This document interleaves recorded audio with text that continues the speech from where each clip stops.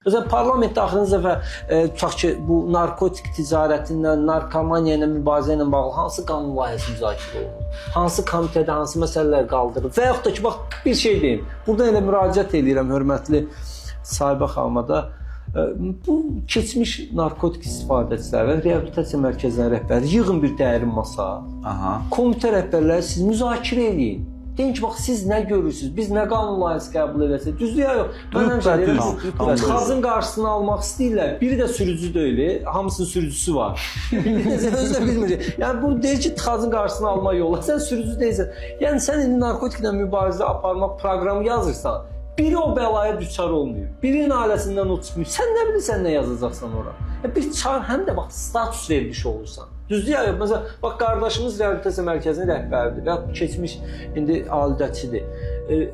Fikirləşin, bu adamları cəmiyyət görür deputatların yanında, nazirlərin yanında, düzdür? Və artıq bunların bir legitimlik qazanırlar, bir status qazanırlar və etibar qazanırlar, düzdür? Və üzr istəyirəm, eyni zamanda bizə də baxıb o digər hansı istifadə edən narkomanlar sağalmağa daha maraq göstərəcək. Çünki dəyər verdi. Sabah mən də onların yanında ola bilərəm. Yox, eynən.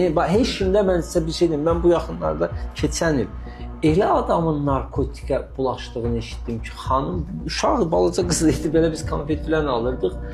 İndi böyüyüb də gözəllik salonundan başlayıb oturub, yəni baxırsan qız uşaqlar.